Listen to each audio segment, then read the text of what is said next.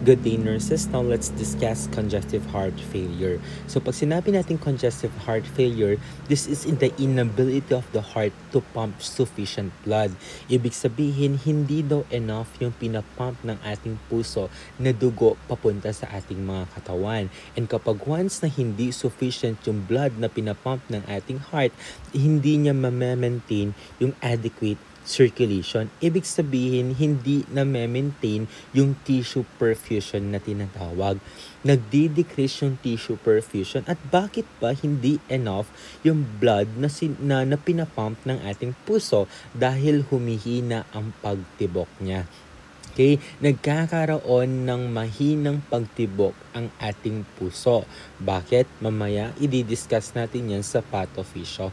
Okay, so ngayon, si congestive heart failure is classified according to the major ventricular dysfunction.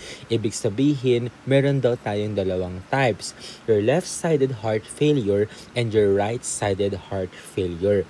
Okay, so first, let's proceed to left-sided heart failure.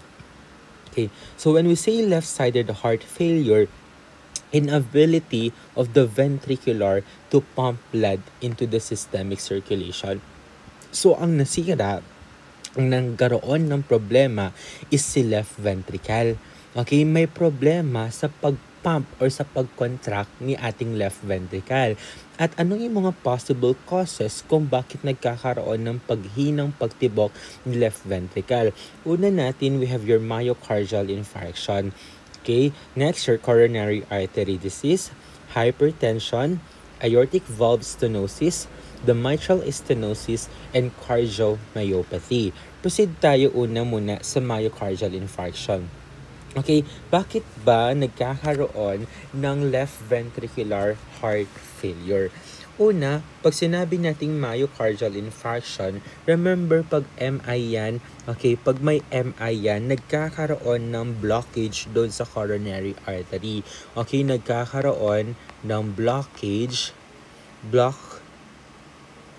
coronary artery. Okay, so meron daw blockage doon sa coronary artery. So ngayon, pag may blockage doon sa coronary artery natin, remember, si coronary artery natin, siya yung nagsusupply ng oxygen papunta sa ating heart. And sabi natin kanina na ang puso natin ay kailangan din ng oxygen para sila ay mag-function properly. Ngayon, ang ating coronary artery nagkaroon ng blockage, nagkaroon ng occlusion, kaya hindi makapasok yung oxygenated blood papunta sa puso mo. So, ang tendency, humihina or kumukonti yung supply ng oxygen. Kaya kapag nagkaroon ng pag-block doon sa coronary artery natin, nagkakaroon yan ng necrosis to the left ventricle. So, nag-ibig sabihin na mamatay daw yung mga myocardial cells doon sa may left ventricle natin. At kapag once na nagkaroon ng pagpatay doon sa may ating left ventricle, yung necrosis, okay, what we call this one, yung scar tissue replace, okay, scar tissue replaces myocardial cell. So instead na, instead na myocardial cell sana yung laman ng ating puso, ang nangyayari, napapalisan siya ng scar tissue. Parang ganito lang yan, pag nasugatan tayo, magkakaroon siya ng peklat or ng scar. Ganun din ang ating mga myocardial cells. Kapag sila ay namamatay, okay, nagkakaroon din daw ng scarring. Yung scarring na yan, class, remember nyo yung may keloid kayo? Si keloid ninyo, permanent mark na yan. Hindi na siya matatanggal yan. Okay? Parang ganun lang din yung ating puso. Pag once na hinawakan mo yung keloid, try mong kurutin yan. Hindi yan gaano masakit. Hindi siya masakit. Bakit? Wala na siyang supply ng oxygen. Scar na yan. Tissue death na yan. So, ganun din ang ating puso. na instead na myocardial cells ang laman niya, dahil insufficient yung supply ng oxygen, namamatay sila at napapalitan sila ng scar tissue. So ngayon, kapag mas marami ang scar tissue compared sa myocardial cells natin, ang tendency hindi na makakapag-contract ng ang ating puso. Okay, hindi na makakapag-contract ng mabuti ang ating puso. That can lead to left ventricular failure. At kapag once na nagkaroon ng left ventricular failure, yan na yung tatawagin natin na left-sided heart failure. Okay, inability of the left ventricle to contract. Second one natin, we have the coronary artery disease. Okay, pag coronary artery disease, yan ay, di ba may narrowed, okay, narrowed arteries. Okay, nagkakaroon ng narrowing doon sa ating arteries. At kapag nagkaroon ng narrowing, decrease yung ating blood flow. Okay, decrease yung ating blood flow. Kapag nag-decrease yung blood flow papunta sa ating heart, nagkakaroon tayo ng tinatawag natin na ischemia. At kapag nagkaroon ng ischemia doon sa ating heart, nagkakaroon ng weakness. Okay? Weakens. Okay? Diba? Insufficient yung supply ng oxygen natin. Sabi natin kanina, kailangan may interaction ang oxygen sa cell natin para makapag-produce siya ng ATP. Ang problema natin, decrease ang blood supply. Decrease ang oxygen supply. So kung decrease ang oxygen supply, marami bang interaction ng oxygen papunta sa cell natin? Di magdi-decrease. Kung magdi-decrease ang oxygen or yung tinatawag natin cellular metabolism, decrease din ang ATP. So kung decrease ang ATP, may energy bang ating myocardial cell? Wala. Kaya that can lead to, okay, weakens the left ventricle. Okay, the left ventricle. Okay, weakens the left ventricle. Okay, i-weakens na yung left ventricle. Kapag nanghina ang ating left ventricle, mag-i-impaired yung kanyang pumping. Okay, impaired pumping ability. At kapag nagkaroon ng impaired pumping ability, that can lead to left-sided heart failure. Humina ang puso, hindi niya na kayang mag-contract, kaya ang tendency magle-lead dyan sa left-sided heart failure. Next natin, we have the hypertension. Okay? Your hypertension class, ganito kasi yan. Balik tayo dun sa circulation natin. Okay? Balik tayo sa circulation natin para ma-remember natin ang ating puso. Okay? So, ito, yung dugo na deoxygenated blood, pupunta yan sa superior and inferior vena cava. Pagpunta yan, pupunta yan dito sa right atrium, mag-accumulate sila yan, and then, pupunta yan dito sa right ventricle. Okay? Pagpunta sa right ventricle, okay, dadaanan niya yung valve, si tricuspid, ayan siya, right ventricle, and then papasok yan sa pulmonary trunk. Pero bago siya pumunta sa pulmonary trunk, meron muna siyang dadaanan, which is your pulmonary valve. Pagdaan sa pulmonary valve, dadaan niya sa pulmonary trunk natin, and then pupunta yan sa pulmonary arteries. Pagpunta sa pulmonary arteries, andito yung ating lungs. Okay, andyan yung lungs natin. Magkakaroon ngayon ng oxygenation. Pag nagkaroon na ng oxygenation, oxygenated na yung blood natin, dadaan yan sa pulmonary vein. Pagdaan sa pulmonary vein, dadaan yan sa left atrium, dadaan sa bicuspid valve, bababa sa left ventricle. Pagbaba sa left ventricle, dadaan siya sa aortic valve natin, and then ipapump na yan palabas sa aorta. Okay, so ngayon, ito yung ating aorta. Okay, lahat ng oxygen or lahat ng blood na pupunta sa taas, dito sila yan. Yung blood na papunta sa baba, dito naman sila. Okay, so ibig sabihin, ito na yung ating systemic circulation. Okay, palitan ko.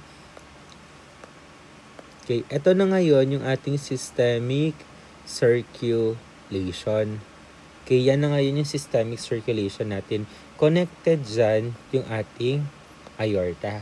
So kapag once nadadaan niya sa systemic circulation, pwede niya nang i-administer yung mga or i-transport yung mga kinikerry niyang oxygen and nutrients. But in the case of your hypertension class, pag sinabi nating hypertension, mataas ang pressure.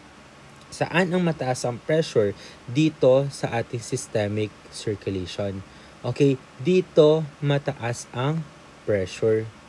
Okay, so ibig sabihin may increased blood pressure dito. So ang tendency class, pag once na mataas ang blood pressure natin, ang ating left ventricle, okay, for example, ito si left ventricle natin, ipapump na yung blood papunta dito sa ating systemic circulation. Ang problem natin class, may imbalance ng pressure dito sa ating systemic versus sa pressure dito sa ating left ventricle.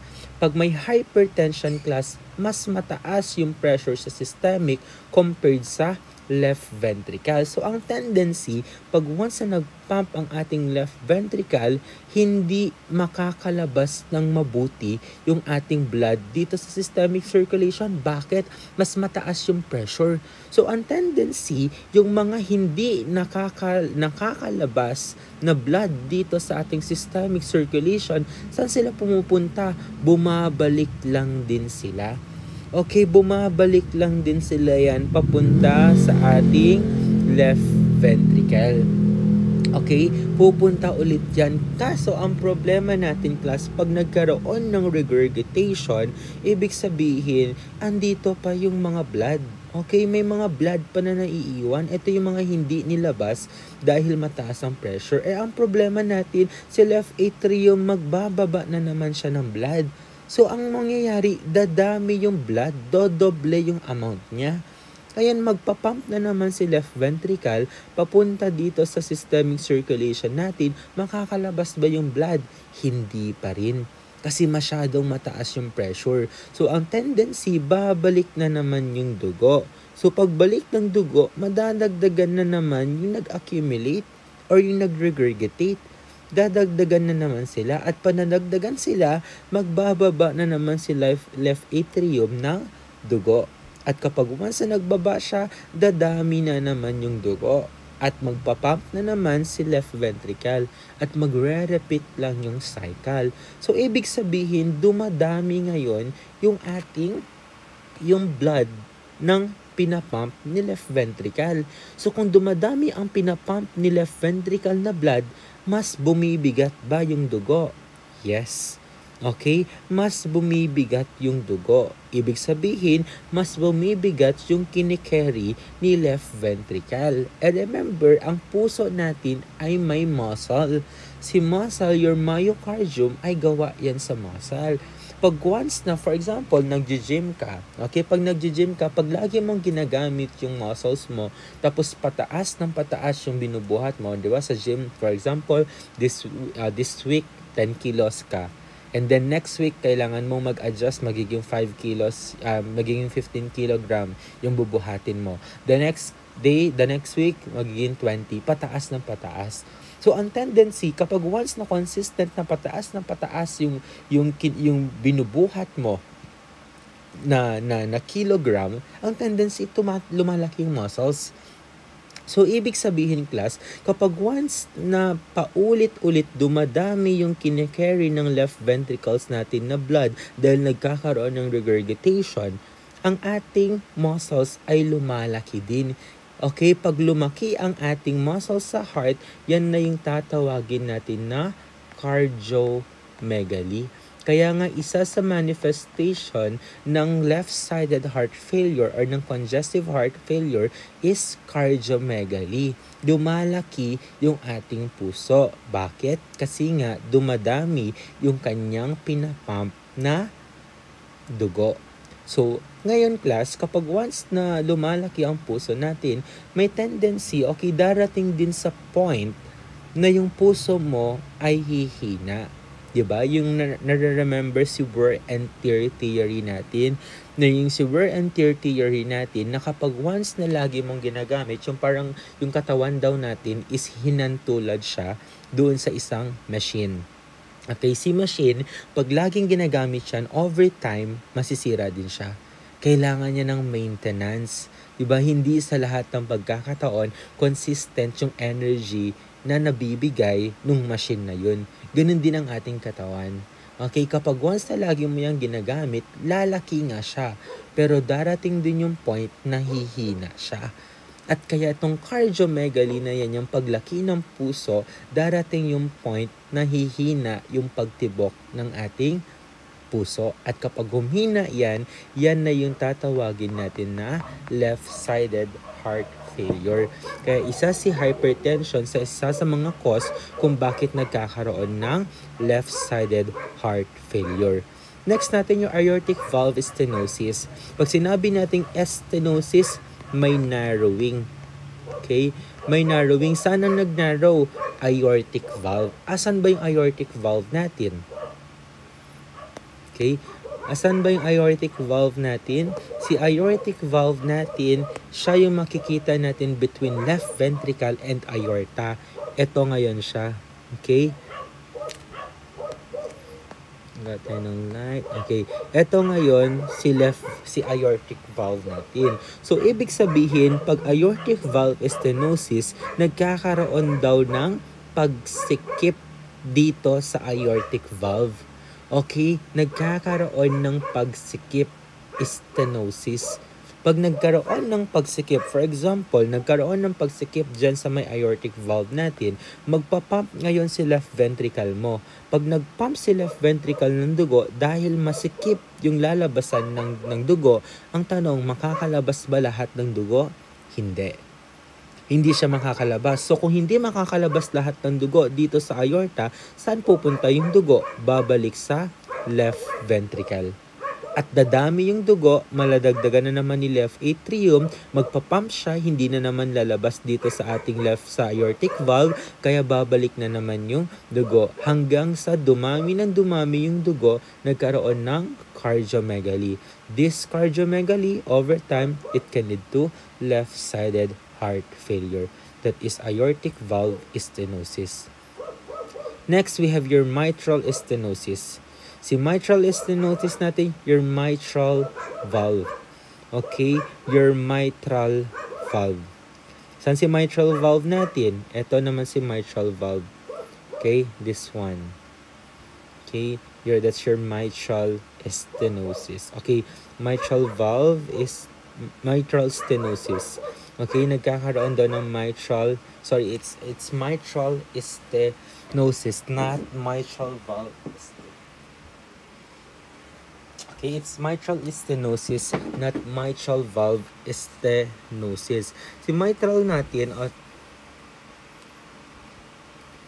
left atrium, bicuspid mitral.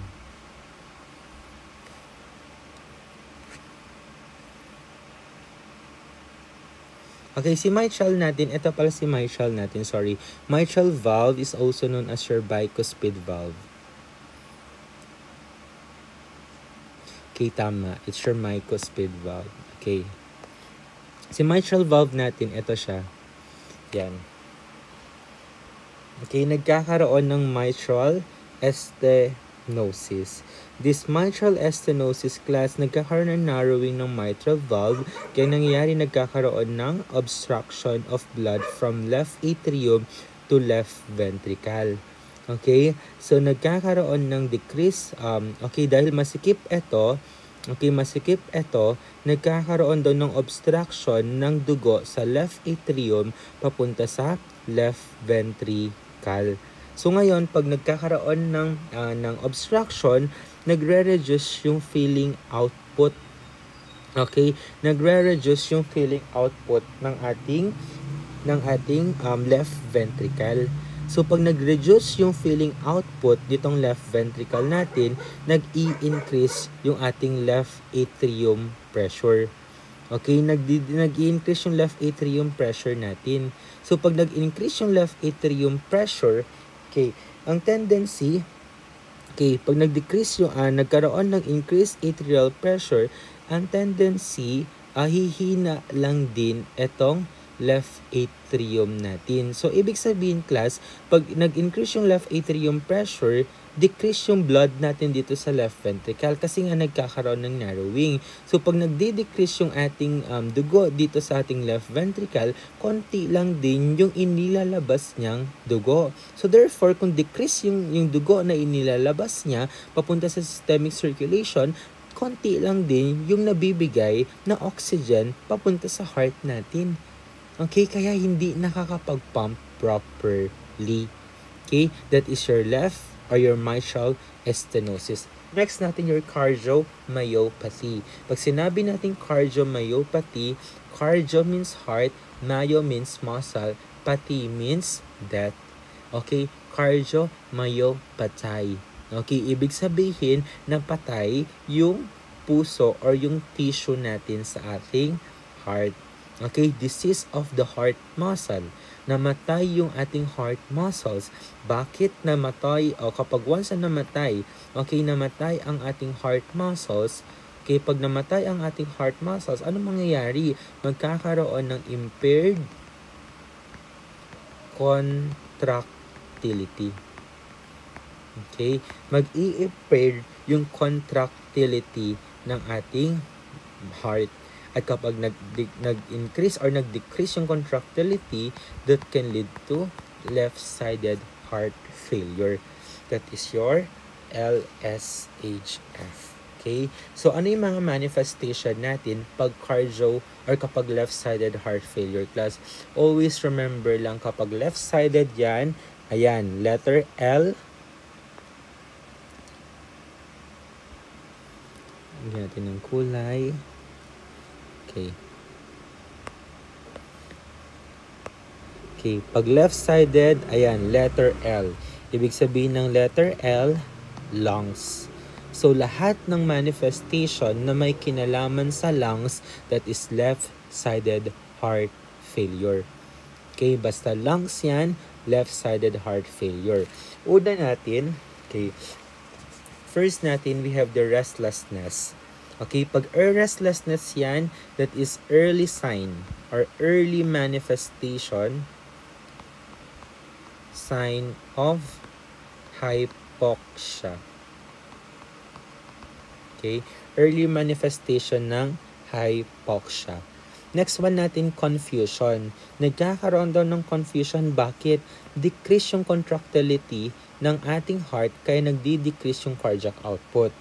Pag nag-decrease yung cardiac output, magdi-decrease din yung blood na pupunta sa ating brain. Kaya nagdi-decrease yung tinatawag natin na cerebral perfusion.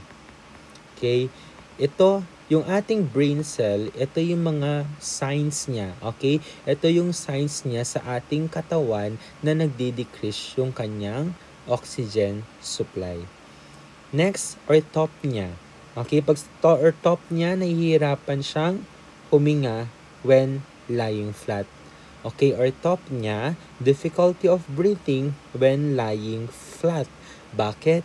Nagdi-decrease yung kanyang tinatawag natin, for example, or top niya kasi daw, nahihirapan daw siyang huminga kapag nakahiga siya ng straight. So ngayon class, kapag nakahiga ka kasi ng straight, for example, humiga ka ng ganyan, ang tendency, yung ating dugo galing sa lower extremities mo, pupunta lahat yan dito sa ating puso. Okay, ibig sabihin, nagkakaroon ng venous return from legs to legs, abdomen. Okay, so yung venous return, what I mean, yung pag humiga ka, yung 'di ba, pag humiga ka, yung paa mo straight yan. So ang tendency, yung ating venous or yung dugo sa may paa mo, pupunta yan dito sa heart natin. Okay, kapag pupunta yan sa heart natin, 'di ba, mayroon na tayong nagdi-decrease na yung contractility ng ating muscle. So kapag once na pumunta sila dito sa ating heart, dahil nag-increase yung venous return, yung ating left ventricle hindi niya ma-handle. Okay, hindi niya ma-handle yung extra volume na pumupunta sa ating heart. So, ang tendency, nag-accumulate lang sila doon sa ating left ventricle. Kaya ang tendency, nag-accumulate sila doon sa lungs. Kasi hindi siya kayang what they call this one, hindi siya kayang i-handle ni left ventricle. Okay? Kaya, pumupunta yan sa lungs natin, nahihirapan siyang huminga. Okay? Next natin, tachycardia. Okay, meron mo na your exertional dyspnea. Pag sinabi natin exertional dyspnea, nahihirapan siyang huminga kapag gumagawa siya ng activities. Okay, kapag gumagawa siya ng activities. Okay, so naghihirapan siyang huminga kapag nagkakaroon ng exertional activities. Bakit? Kasi nga, nagkakaroon ng accumulation ng dugo papunta, nag-i-increase yung pressure, okay? So, what I mean, parang nagkakaroon ng fluid accumulation dun sa lungs natin. Okay, nagkakaroon ng fluid accumulation doon sa lungs natin. Okay? So, bakit ba lahat ng problema is lungs? Ganto kasi siya, class. Balik tayo dito sa circulation. Okay. Balik tayo dito sa circulation. Bakit ba sinabi pag lahat ng manifestation niya ay lungs, left-sided yan? O, balik tayo dun. For example, dun sa ating blood pressure, increase yung blood pressure. Okay, hindi makalabas yung dugo. Kaya nangyari, nagre-regurgitate. Bumabalik daw yung dugo dito sa ating left ventricle. So, pag bumalik yung dugo, dadami siya. Kapag once naman na nag-pump siya, hindi na naman nakayanan, babalik, dadami na naman siya. Hanggang sa dumami at dumami, nagre-regurgitate yung dugo, pupunta yan sa left atrium. Pag once na madami na namang dugo, ayan, yung left atrium mo, mapupuno yan, babalik yan sa lungs natin. At kapag once na bumalik yan sa lungs natin, magkakaroon ng accumulation ng fluids sa lungs. Okay, magkakaroon ng regurgitation or pagbalik ng fluid dito sa lungs natin. Kaya magkakaroon din tayo ng tinatawag na natin ng pulmonary edema. Okay, nagkakaroon ng pulmonary edema kasi nga nagkakaroon ng regurgitation ng blood papunta dito sa ating lungs. Kaya nga kung papansinin ninyo, meron siyang, ayan, orthopnea. Meron siyang tachycardia. Remember, pag orthopnea yan, class, nahihirapan daw siyang huminga pag siya ay nakahiga. Remember, meron na tayong edema, okay? May fluid na accumulation na sa lungs natin, plus, okay, humiga ka pa, nag-increase ngayon yung venous return. Yung dugo mo, nagaling sa paa mo, mag-a-accumulate yan dito sa abdomen and papunta sa ating heart. Kaso ang problema natin, hindi kayang i-accumulate or i-handle ng ating heart yung dugo na bumalik papunta sa kanya. Kaya nag-i-increase yung pressure. Ang problema natin, mataas na yung pressure sa ating lungs. Kaya mas lalo lang siyang nahihirapan huminga. Ganun din kapag exertional dyspnea. Okay? Next natin, nagkakaroon daw ng tachycardia. Si tachycardia natin, that is compensation. Okay? Dahil nga 'di ba, nag-decrease yung cardiac output, akala ng heart natin na ang problema ay doon sa pumping ability. Kaya ang gagawin ng puso mo, bibilis siya ng pagtibok. Okay, bibilis siya sa pagtibok. Next natin, fatigue. Okay, pag fatigue yan, weakness, body weakness. Okay, bakit? Bakit body weakness? Decrease ang tissue perfusion. Kung decrease ang tissue perfusion, decrease lang din yung energy or yung oxygen na napupunta sa ating mga cells. Kung decreased ang oxygen sa cells natin, may ATP ba? Wala. So kung walang ATP, may energy ba ang ating cell? Wala. Kaya yan, pagod ang ating katawan. Fatigue. Next, cyanosis. Your cyanosis, this is the late manifestation, okay? Late sign of hypoxia. Next year, paroxysmal. Asan siya? Okay, next year, paroxysmal nocturnal dyspnea. Nahihirapan siyang huminga kapag siya ay natutulog. Bakit? May fluid accumulation sa lungs. And then next year, increased elevated pulmonary capillary wedge. And then your pulmonary congestion. Anong manifestation ng pulmonary congestion natin? Cough, crackles, wheezing, blood-tinged sputum, and tachypnea. So these are the manifestation for your left-sided heart failure. Basta kapag ang manifestation ay may kinalaman sa lungs, left-sided heart failure agad yan. Okay, nung proceed tayo sa ating right-sided heart failure. Si right-sided heart failure natin, inability of the right ventricle to pump blood into the systemic circulation. And these are your manifest or your common causes. Your left-sided heart failure. Okay, balik tayo. Si left-sided heart failure, pwede siya mag-cause ng right-sided heart failure. Yes, pero hindi pwedeng si right-sided heart failure ay makakapag-cause ng left-sided heart failure. Bakit? Balik tayo sa anatomy natin. Okay, pag nandito na-accumulate na yung blood dito sa ating pag bumalik yan dito sa ating what we call this one, left ventricle, that babalik yan papunta sa left atrium natin. Babalik yan sa lungs natin, at kapag nasa lungs natin yan, pwede yan pumunta sa pulmonary artery. Pag nasa pulmonary artery, bababa yan papunta sa ating left or right ventricle. Okay, kaya nga, pwedeng mag-lead si left-sided heart failure into right-sided heart failure. Pero hindi pwedeng mag-lead si right-sided ng left-sided. Bakit? Ang regurgitation pabalik. Hindi naman ang regurgitation papunta doon. Okay? So, ang regurgitation pabalik yan. Okay? So, yan ay cause. Okay? Pwedeng mag-cause si left-sided ng right-sided heart failure. Right ventricular infarction. Okay, right ventricular infarction, ibig sabihin, nagkaroon na ng tissue death doon sa right ventricle.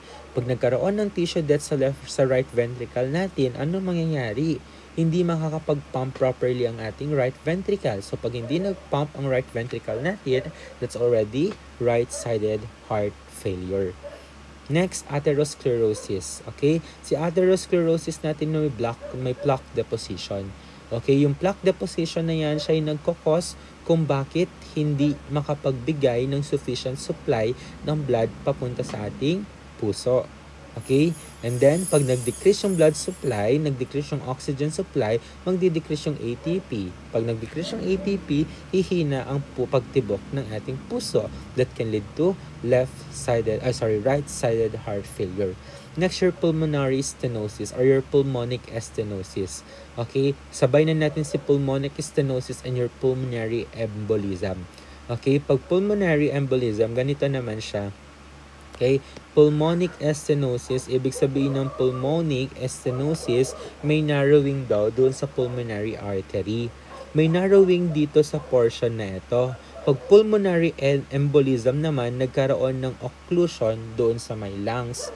So, ang tendency, pag nag-contract si right ventricle, dahil masyadong masikip yung daluyan ng dugo dito, hindi makakalabas yung mga dugo na pinump ni right ventricle. So, ang tendency, magre-regurgitate lang siya pabalik dito. At kapag nag-regurgitate yan, dadami ng dadami hanggang sa mag-backflow, hanggang sa lalaki ang puso natin, at kapag lumaki, pwede over time, maglilid yan sa left-sided heart failure or mapapagod lang din yung ating puso.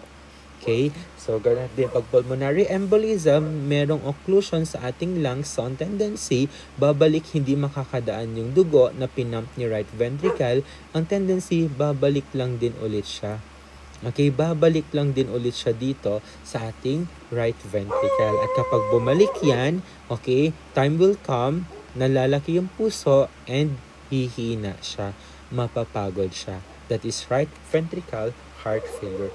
And next natin, your common cause niya, okay, your COPD.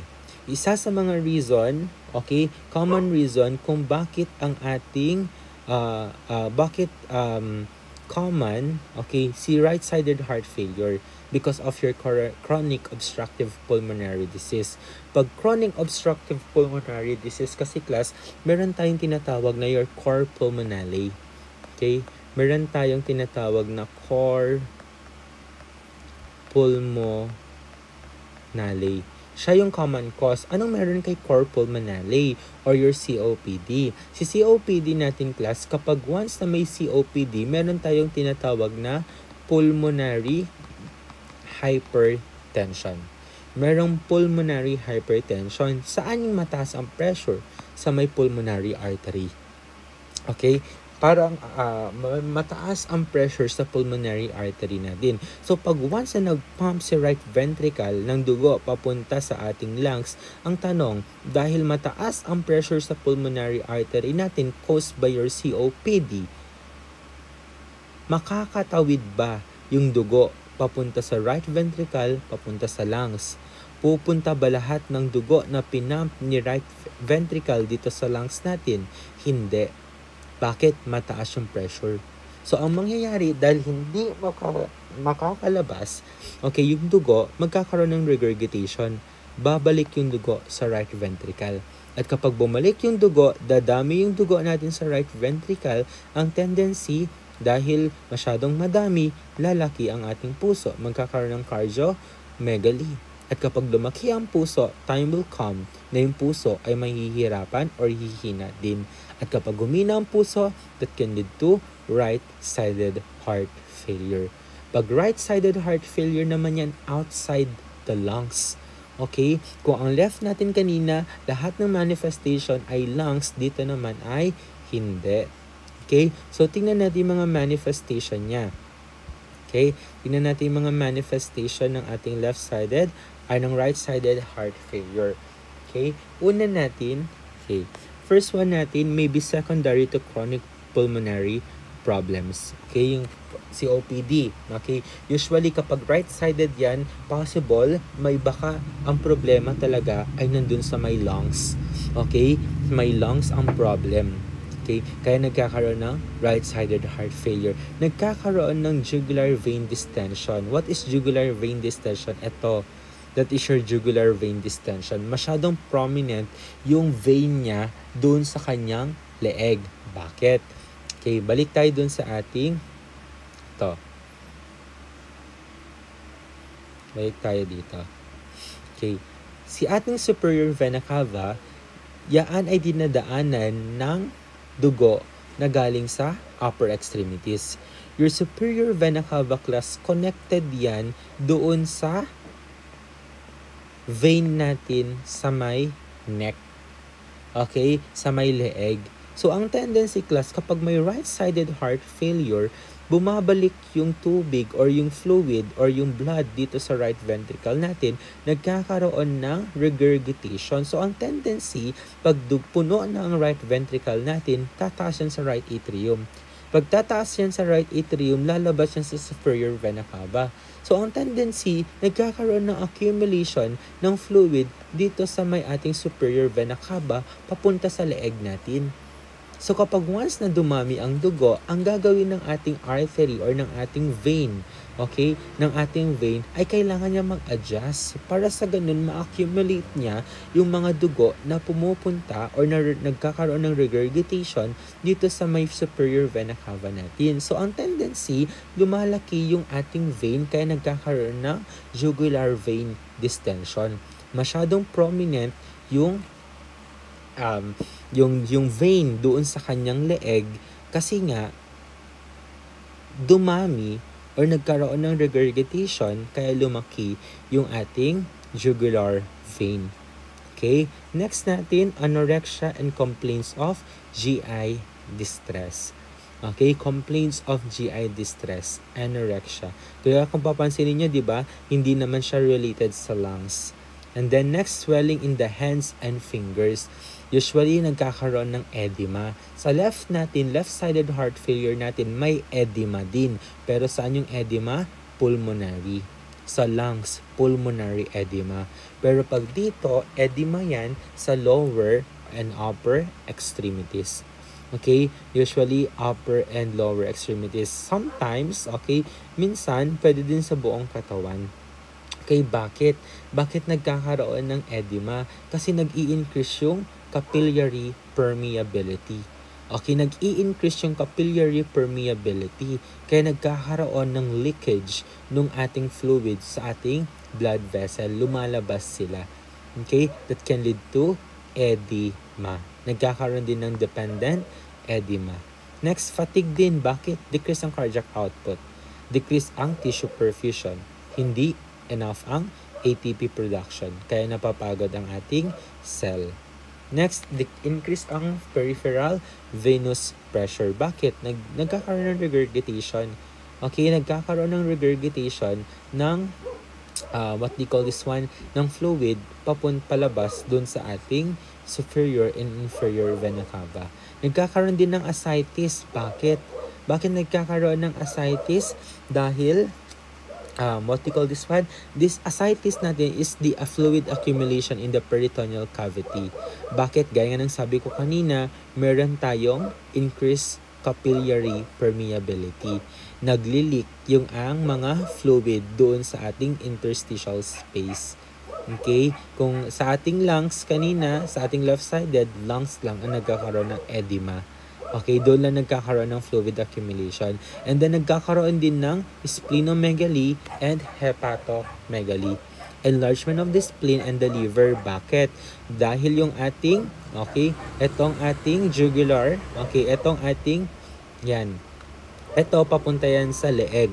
Eto papunta yan sa lower extremities.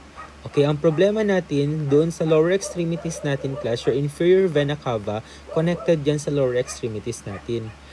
Connected yan sa tinatawag natin na portal vein. Okay? Connected yan sa tinatawag nating portal vein. Si portal vein natin, dyan nakakonect yung tinatawag nating hepatobiliary tract. Okay? Sino yung hepatobiliary tract natin? Your spleen, your liver, and your pancreas. Connected siya dyan. Kaya ang nangyayari, pag nagkakaroon ng backflow, nagba-backflow din yung fluid or yung blood dito sa ating inferior vena cava papunta sa portal vein. At kapag once na pumunta yan sa portal vein, magba-backflow din yung fluid sa ating liver and spleen. At kapag nagkaroon ng backflow ng fluid or ng blood sa spleen natin at liver, that can lead to enlargement. Kaya tatawagin na nating hepatomegaly or splenomegaly. That is right-sided heart failure. So what are the management? Okay, ano yung mga management natin? Una natin, we have the drug therapy. Okay, drug therapy natin, we have the drug of choice, your digoxin. Your digoxin, ang kanyang classification is cardiac glycoside. Okay, it's cardiac glycoside. Ano ang action ni digoxin natin? Positive inotropic, negative chronotropic, and negative dromotropic. Pag sinabi nating inotropic class, meron niyang, pag sinabi nating inotropic contractility. Pag chronotropic, heart rate. Pag dromotropic, it's conduction. Okay? Inotropic contractility, chronotropic heart rate, and the dromotropic conduction. Anong ibig sabihin nito? Pag once na inotropic yan in class, positive yan. Pag positive, ibig sabihin increase. Pag negative, decrease. Pag positive inotropic, ibig sabihin nag-i-increase daw yung contractility ng ating puso. Okay? Pinag-i-increase siya daw yung contractility ng ating puso. Pero kapag once naman na chronotropic, nagdi-decrease yung heart rate and nagdi-decrease din yung conduction. Anong ibig sabihin ng conduction? Si conduction natin, this is your conduction system. Kung naalala si SA node, your AV node, di ba? Si SA node kailangan niya mag-fire para magkaroon ng contraction papunta kay Purkinje fibers. Okay? So ngayon, pag once na mataas ang conduction system natin, mataas din ang contractility. But in the case of your digoxin, positive inotropic, negative chronotropic. Malakas yung contractility, decrease yung heart rate natin. Bakit? Remember, meron tayong heart failure. Ibig sabihin, inability of the heart to pump blood. Humihina yung contraction ng ating puso. So, bakit kailangan pa-increase yung contractility? Ibig sabihin kasi kapag inotropic, that is the force of contraction. Okay? Kailangan niyang palakasin yung contraction ng ating puso. Sir, bakit magdi-decrease yung heart rate? Parang ganito lang yan. For example, yung ating puso. Okay, yan si puso natin. Ngayon, ang ating ventricles, magpapump yan. Or for example, nag-increase yung nag-increase yung heart rate, okay, pump lang ng pump ng pump ng pump ng pump ang ating ventricles. Ang ginagawa kasi ni digoxin class, dinidecrease siya yung heart rate pero ini-increase siya yung force ng contraction. Bakit? Bakit kailangan niyang i-decrease yung heart rate? Para sa ganun class, yung dugo na nandito sa ating atrium ay mapunta lahat dito sa right ventricles. Okay? Para magkaroon ng filling time sa ating ventricles. Pag once na matagal mag-contract or nag-decrease ang heart rate, ibig sabihin magdi-decrease ang contraction. Okay? Ang tendency yung dugo na nandito sa ating right atrium or left atrium, bababa lahat yan dito sa right ventricle. So kapag once na bumaba lahat yan sa right ventricle natin, ibig sabihin mas madami ngayon yung dugo. Ang action ng ating digoxin, papalakasin niya yung force ng contraction. At kapag nag-pump ang ating puso dahil binigyan mo ng digoxin, tumaas ang force, kaya ang mangyayari, lalakas ang contraction. So kapag once na lumakas ang contraction, yung dugo na nandito sa ating ventricles, mailalabas yan lahat papunta sa katawan. So ngayon, dahil nailabas niya lahat ng dugo papunta sa ating sa ating katawan, enough ba yung blood supply? Yes. Enough ngayon yung blood supply. Unlike kapag increase yung heart rate, bumaba pa lang yung dugo, nagpump na siya. Bumaba pa lang yung dugo, nagpump na siya. Sinong mas marami ngayon? Ang dugo na napapump pag dinecrease yung heart rate or pag in-increase yung heart rate? Definitely, pag dinecrease yung heart rate. That is your digoxin. Okay? So, ano ang therapeutic range? Okay? Your normal therapeutic range ng ating digoxin usually 0.5 to 2. Okay? To 2. Okay? 0.5 to 2 milligram. Okay, nanogram pala ito. It should be nanogram. Nanogram per deciliter. That is the normal range. Okay? Therapeutic range ng ating digoxin. Okay? So ngayon, kapag once na nag-more than 2 yan, ibig sabihin, that's already toxicity. Okay? Kapag more than 2 yan, okay, that is toxicity, overdose yan. So, anong manifestation natin ng digoxin toxicity? Okay, ito siya. Okay? This is the digitalis toxicity. Una natin, we have anorexia.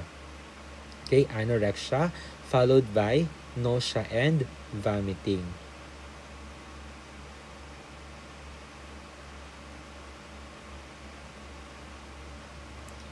Okay, nausea and vomiting. Next, we have your abdominal distension. Next, indigestion and diarrhea. These are the early manifestation. These are the early sign. Yung number 6 and 7 natin, these are the late sign. Okay, usually kapag once ng digoxin toxicity yan, ito lagi ang makikita natin, your visual disturbance. Meron siyang yellow, green, or rainbow halos. May nakikita siyang yellow, green, or rainbow halos.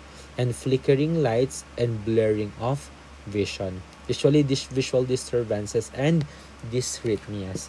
These are the manifestation ng ating digoxin toxicity. Next, anong management natin? Your diuretics. We administer potassium sparing and your potassium wasting. Okay? I forgot to mention pala. Okay. So, pag once na, what they call this one, pag nagkaroon ng digoxin toxicity,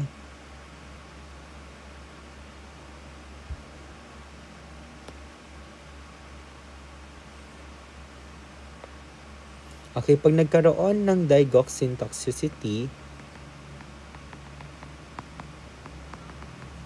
okay, meron kailangan tayong antidote na ibigay. Okay? Ano yung antidote natin? Your DG bind. Kaya kailangan pag nagbibigay tayo ng digoxin, lagi lang to available, your DG bind. That is, we need to administer yan in case of digoxin toxicity. Okay? So, Next natin, your diuretics. Si diuretics natin, meron tayong dalawa. Your potassium sparing and potassium wasting. Ibig sabihin ng potassium sparing, sinisave niya yung potassium. Pag potassium wasting naman, tinatapon niya yung potassium. Okay, ano yung example ng ating potassium sparing? We have your spironolactone. Your spironolactone. Spironolactone, okay? Your spironolactone or your aldactone. Okay, your aldactone. Pag once naman na potassium wasting, meron tayong tatlo. Okay, your tatlo. Ano yung tatlo natin? Una, we have the loop diuretics. Okay, your thiazide diuretics. And your osmotic diuretic. Okay, your loop, thiazide, and osmotic. Si loop natin, ang best example natin dito, your furosemide. Okay, or Lasix. And then, your thiazide, ang best example natin dito, your hydrochlorothiazide. And your osmotic diuretic, we have the mannitol. Okay, so kapag once na magbibigay tayo ng diuretics, we need to always check the potassium. Okay, we need to check the potassium of our patient. Okay, check for potassium. Anong normal potassium natin? Your 3.5. Okay, normal potassium, 3.5 to 5 mEq per liter. Okay, that's the normal range for potassium. Okay, then next we have dilators. Okay, nagbibigay tayo ng ACE inhibitors ends with pril. Anong example natin? Lisinopril, captopril, and enalapril. Usually class, kapag yan ay ACE inhibitor, most common manifestation or side effect is dry cough.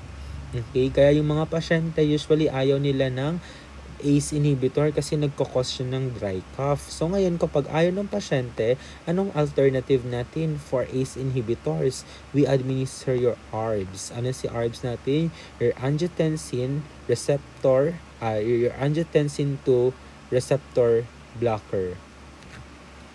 Okay, wait lang. ARBs natin, angiotensin 2 receptor blocker. Okay, your angiotensin 2 receptor blockers. Yan si ARBs natin. Okay, your angiotensin 2 receptor blocker. Alternative yan.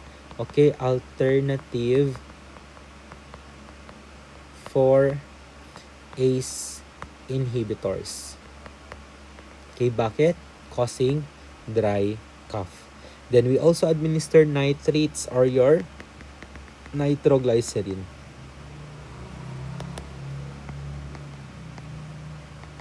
Okay, nitroglycerin. And then diet, low salt and low cholesterol diet. Nursing management natin, kapag once na merong congestive heart failure. Okay, una, nursing responsibilities. First, we need to monitor respiratory status. Okay, and provide adequate oxygen. Remember, decrease ang tissue perfusion, kaya kailangan niya ng enough oxygen. Number 2, provide physical and emotional rest. Pwedeng bed rest kay patient and iwas muna sa stress.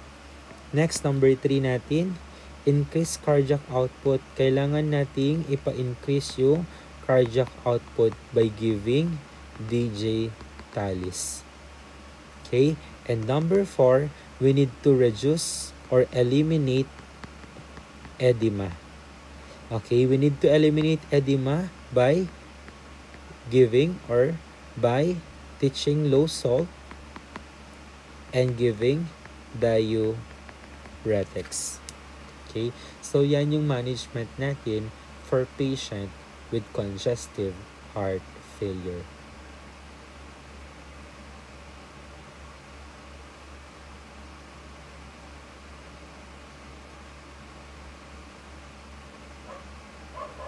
Plus, kailangan pa nagbibigay din pala tayo ng digoxin. Kailangan lagi nating i-monitor yung level ng potassium sa pasyente natin. Okay? Bakit? Kasi nagwo-work si digoxin kapag enough yung potassium. Okay, nagwo-work ang ating digoxin kapag enough yung potassium. So therefore, pag decrease ang ating potassium, decrease din yung work ng ating digoxin. So ang tendency, hindi mo nagagamit lahat ng digoxin mo. So ngayon, pag hindi na-absorb lahat ng ating katawan yung digoxin natin dahil decrease ang potassium, ang nangyayari yung excessive, yung hindi nagamit na digoxin, mag-i-stay lang yan sa blood. At kapag nag-stay lang yan sa blood, risk ka for toxicity. Kasi 'di ba kung papansinin mo, ang konti lang it's 0.5 to 2 lang nanogram per deciliter. Very few lang yung range ng digoxin normal therapeutic range natin. So kailangan magamit lahat siya. Paano siya magagamit? Kapag enough yung potassium sa ating katawan. Kaya we need to monitor yung level ng potassium kay patient kapag nag-undergo or nagtitake ng digoxin. Kapag decrease ang potassium, you need to withhold and notify the physician. Bakit? Lead yan or at risk siya for digoxin toxicity. Which are the common manifestation ng digoxin toxicity?